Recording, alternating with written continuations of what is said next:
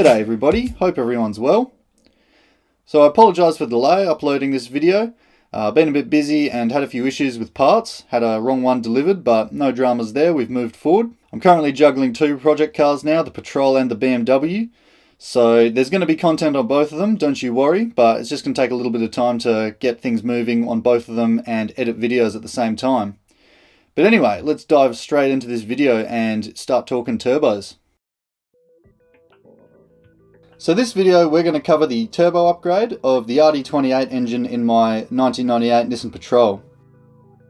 So over the course of the RD28's life, it's come with quite a few various different setups for the aspiration and the fueling system. Before we talk about the turbo and the sizing, we're just going to give a bit of a talk about diesel engines and turbo diesel engines in history, as this alludes to a few factors that are quite important when you're thinking about sizing a turbo up for a diesel engine. I am going to timestamp this video's timeline down the bottom, so if you don't want to hear me babble on about history or all of this, you can just skip to the certain sections where I talk about which turbo I've chosen. So, for everyone interested, the RD28 started life in 1985, being developed as a naturally aspirated diesel engine to offer as an alternative power plant in various passenger cars that Nissan offered, such as the Cedric, the R31, which we know as the Skyline, and the Nissan Laurel, which we don't really see a lot of in Australia, mainly NZ and of course Japan. In 1995 there was a revision to all of the trim levels of the Y60 GQ Patrol. What they decided to do for the lineup was throw in an RD28 with a turbo bolted to the side. This proved to be quite a smart idea that Nissan did, as it was very popular due to it being a lot of a cheaper option than the TD42.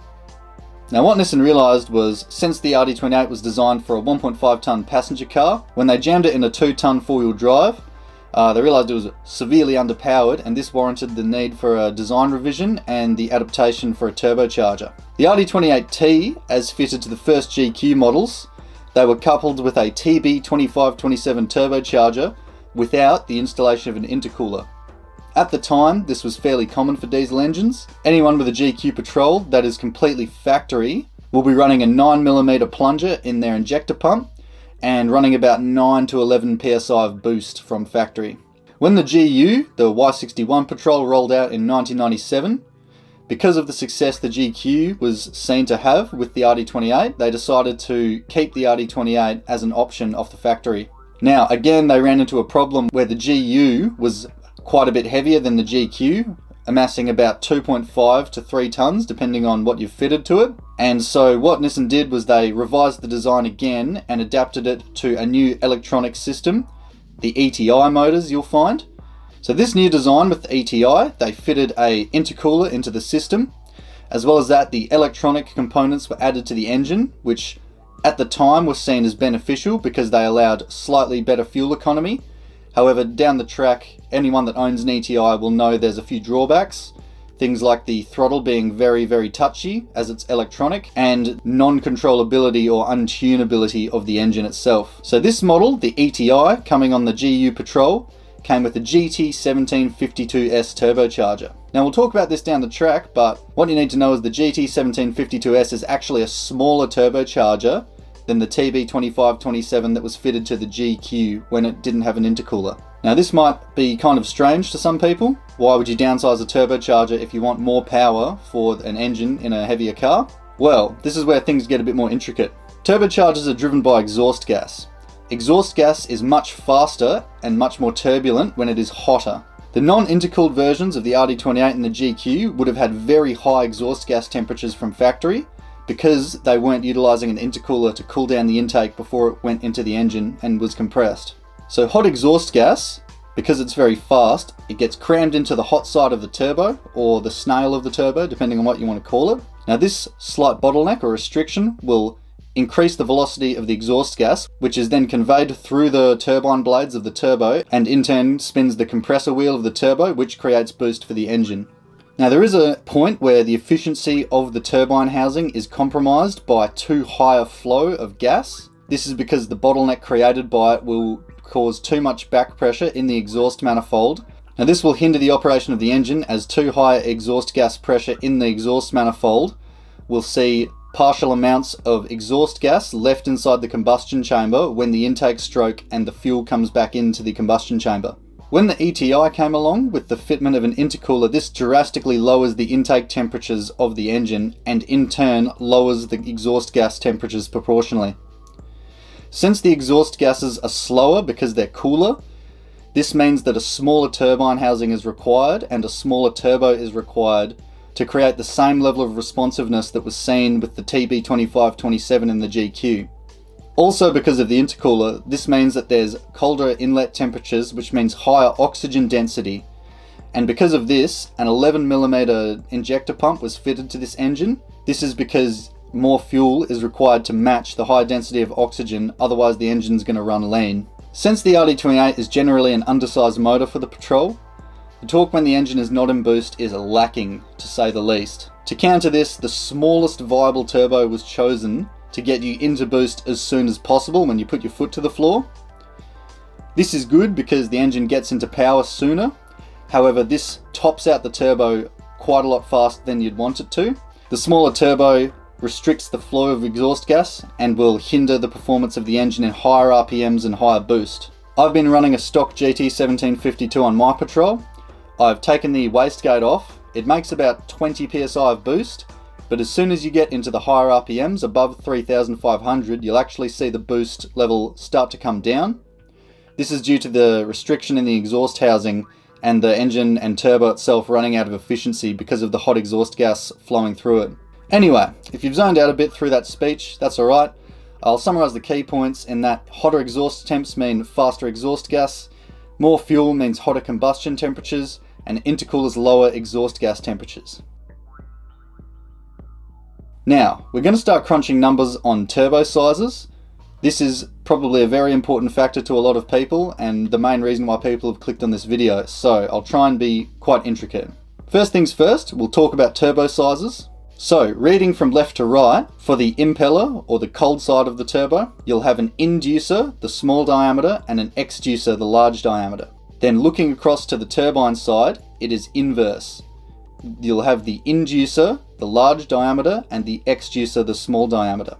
This is because the compressor side sucks its air inlet through the center of the turbo, and the outlet is through the axial outlet of the turbo. Whereas for the turbine, the inlet is through the axial inlet, and the outlet is through the center of the turbo. Inverse, hence why the inducer and exducer measurements are inverted. So, the GQ turbo, the non-intercooled one, the TB2527, came with the following measurements. Compressor wheel had an inducer of 34.6mm, an exducer of 49mm, and an AR ratio of 0.48. AR ratio, to sum it up very briefly, is the amount of squeeze that this housing imparts on the air flowing through it. For the turbine, this is an 11-blade turbine wheel with an inducer of 43mm and an exducer of 38mm, coupled with an AR ratio of 0.63. Now, for the ETI turbo that was coupled with the intercooler, we will see that it's a slightly smaller turbo, the compressor wheel having an inducer of 38mm and an exducer of 52mm, and an AR ratio of 0.48. The turbine is a 9-blade wheel with an inducer of 44mm and an exducer of 37mm, and an AR ratio of 0.53. As we can see, the turbine setup on the GT1752 is quite a lot smaller than the TB2527. Mainly in part due to the AR ratio being smaller, imparting more squeeze on the gases flowing through it. So the GT1752S that I was running in my RD28 would spool at about 1750 RPM, so this is when it would start making usable boost. It would make a solid 20 psi with the wastegate disconnected until about above 3500 RPM, where the boost began to wind back as the engine ran out of efficiency, with exhaust gas being left present in the combustion chambers.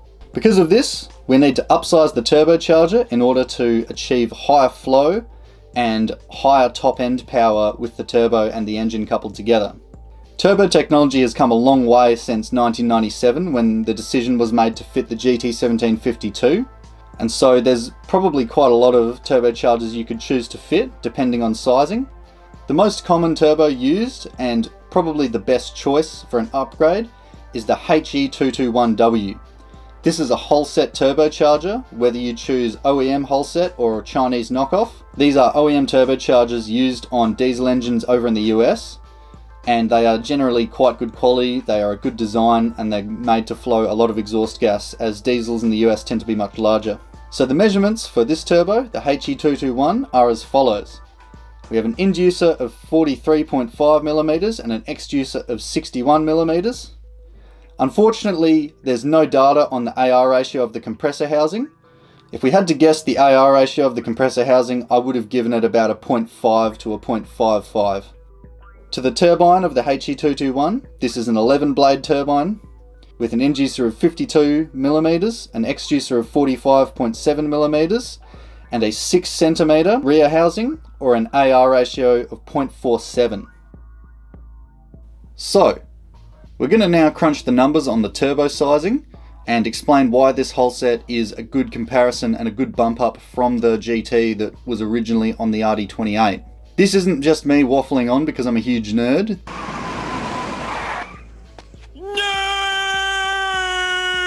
This is relevant information should you want to size up a turbo off eBay. I was very close to buying an eBay turbo because a lot of them straight from China will have sizes for inducers and exducers listed. So if you're wanting to engineer your own setup, you can do your own calculations and choose a turbo that will be suitable to your application. So we'll look back at the size chart, and what we're going to do is we're going to convert this chart basing our measurements off each turbo in series as a percentage increase or decrease compared to the measurements of the other one. We're going to leave the TB alone because this is the original turbo that was fitted to the GQ, and we're going to analyse how the GT1752 fitted to the GU differs in size from the GQ turbo, the TB2527. So starting from the top, comparing the TB to the GT, we see the GT turbo has a 9.8% increase in impeller inducer size, a 6.1% increase in impeller exducer size, and no change to the AR ratio. Going down, we'll see that the turbine has 9 blades compared to 11. We'll talk about this in a second, just keep that in mind. And we'll see that the overall turbine size is smaller, having an inducer and an exducer about 2% smaller, but the biggest change is the AR ratio being 15.8% smaller than the TB turbo had. Now this correlates to what I was explaining before. Because Nissan needed a turbo to spool up quicker, they've chosen to have a smaller turbine housing, which will in turn get into boost quicker than the turbo that was on the GQ originally would do. However, the slightly larger measurements on the compressor side of the turbo for the GT, this is explainable because the GU's stock boost level is 12.5 psi, and if you're running that amount of boost with the stock GQ turbo, you'd be running it higher in RPM, which would overall lower its efficiency due to heat soak of the air. Now, here's where it gets interesting. Comparing the GT turbo to the HE221, because this is the actual upgrade I'm making, the original GT1752 is being replaced with a Holset, we'll see that the Holset itself is 14.4% bigger on the compressor or the impeller inducer, and 17.3% bigger on the impeller exducer than the GT turbo. And although we're not sure, if we're guessing at a 0.55 AR for the compressor housing, this is an increase in 14.5% scale. So you can see how much larger the compressor setup is in relation to the GT turbo. Moving on, we've got an 11 blade wheel again, which is what the TB was running. Keep that in mind. And then onto the turbine side, we'll see that the inducer and the exducer for the turbine are 18.1% and 23.5% bigger respectively. This is quite a large change. However, this is balanced out by the AR ratio being 14.5% smaller than the GT turbo. Now there's more calculations you can do and dive into the depth of it, but what you need to know about AR ratio is that this is area divided by radius, and the radius is proportional to the turbine wheel size. Now because the turbine wheel on the Holset is 23% bigger than the GT turbo, this reduction of 14.5% in AR is to a point proportional, meaning that this big bump up in size of turbine wheel is evened out by the amount of compression or the amount of restriction put onto the exhaust gas by the turbine housing geometry. And therefore it isn't too much of a big bump up. It is still a bump up in turbine size, meaning that you will potentially get slightly slower spool. However, this is evened out by the turbine blades, which we'll talk about now. Now, as a given rule of thumb for turbine blades, if we had to be super brief on our explanation, more turbine blades would give a quicker, lower RPM spool to the turbo because there's more blades catching the exhaust gas in one revolution. But more turbine blades will create more of a restriction of flow at high RPM. Less blades will slow the spool down comparatively to more blades. However, what this also does is lower the inertia or lower the mass of the entire turbo spindle, compressor wheel and turbine wheel. And what it also does is increases the flow rate in higher RPM because there's less restriction. Now, you don't necessarily have to worry about turbine blades too much. However, it is something to take into account. So the large upsize in the compressor side of the HE221, what this is going to do is give a much higher flow rate of air out of the turbo compared to the little GT1752. What this would mean is that we don't have to spin the turbo as fast, so we'll be able to keep it in an efficient RPM range while we're creating boost. This will stop the air heat soaking in the turbo because it's running so fast with so much exhaust gas going through it, and this will keep our intake temperatures down and in turn allow us to create more power. Now, because of this, the RPM of the turbine and the compressor wheel in the HE221 will overall be a lot slower than what it was running in the GT turbo. Because it'll need to be running at a lower RPM than what the GT1752 was, this means that the 11 blade turbine wheel won't be spun fast enough to disrupt the exhaust gas flow and restrict things. This means we'll be able to keep all of the benefits of the 11 blades in the turbine wheel, being the faster spool, and not having to worry about running the turbo out of efficiency on the turbine side. So, that was a lot of talking, that was a lot of information. I'm sorry if I'm a huge nerd, but this stuff's just really interesting and it's actually beneficial knowing how it all works when you're designing your own turbo system in a car. But anyway, we're going to get on to fitting this new turbo to the car.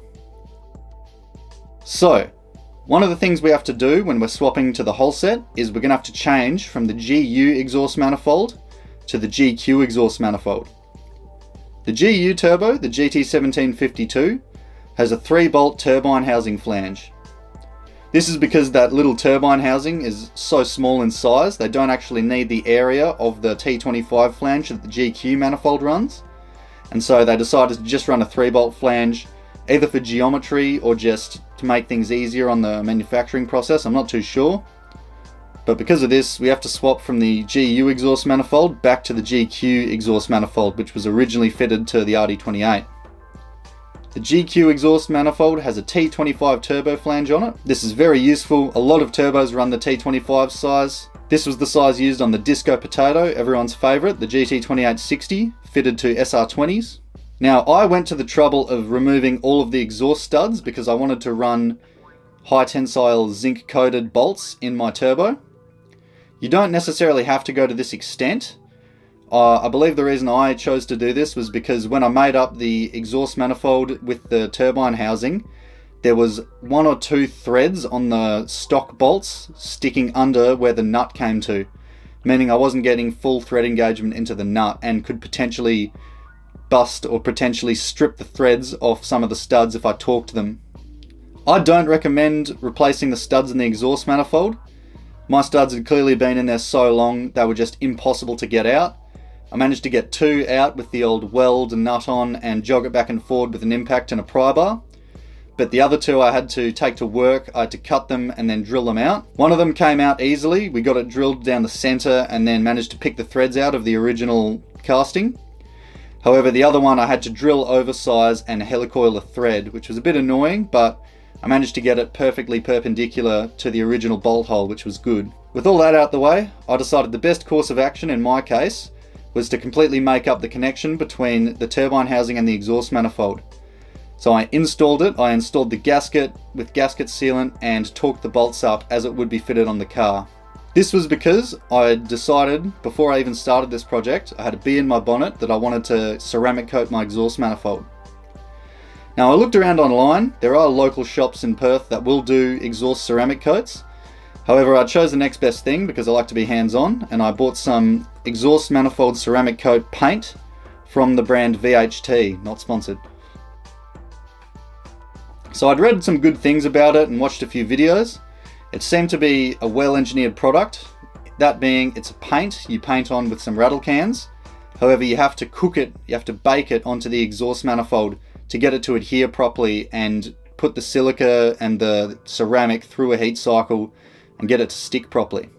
In hindsight, I may not necessarily have chosen VHT paint should I have done this, knowing this information now.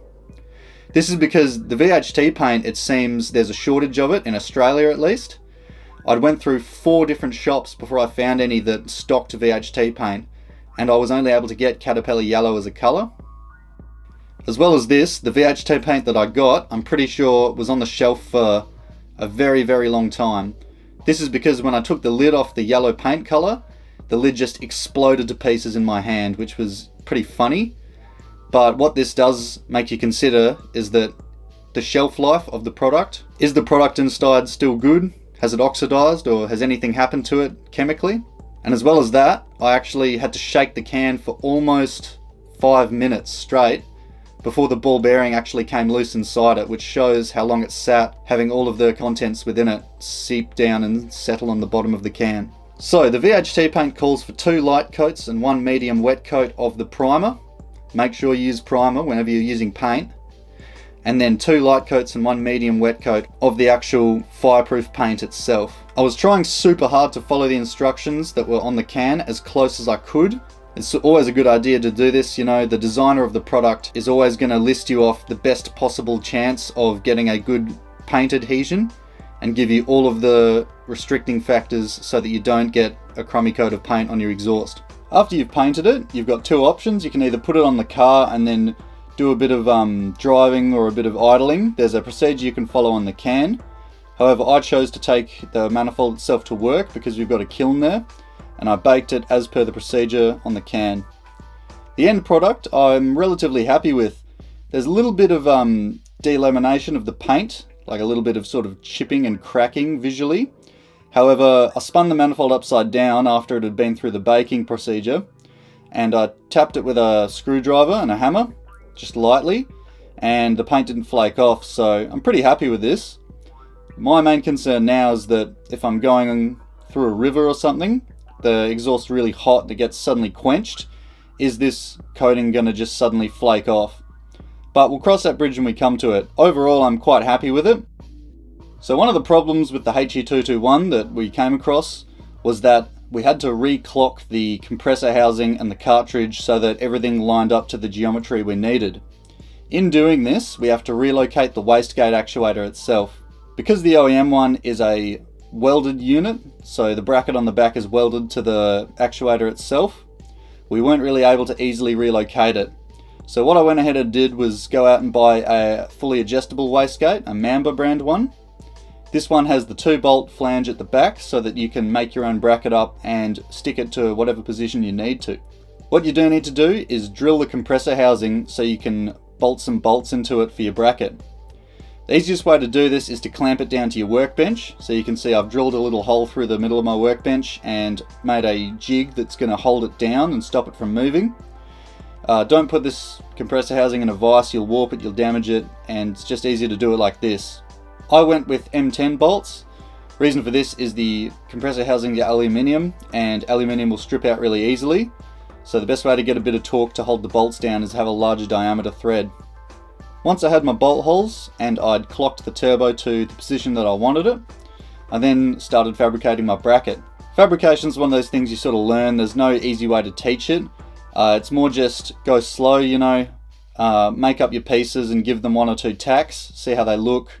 I always try and do at least 3 dry fits before I finalize everything, because if you do one weld, you think it looks good and you weld everything up and then there's misalignment, that just is absolutely shit because you have to rework your stuff, and that's not fun. So with everything all finished, the wastegate actuator was fitted. The wastegate actuator was still offset, which meant I had to bend the spindle so that it would get to the wastegate flapper itself. But with everything finalised, it was pretty good. The only thing was I had a slight problem where the wastegate bracket would actually hit the chassis rail of the Patrol. I was able to fix this just by sort of rotating the turbo a little bit to the left. This brought the outlet from the compressor side slightly closer to the exhaust manifold than I wanted it, meaning that I'd heat up the cool air that's going to go into the intercooler. I may set up an air ram which will sort of blow all of the hot air away from the exhaust manifold and keep everything cooler, but we'll see.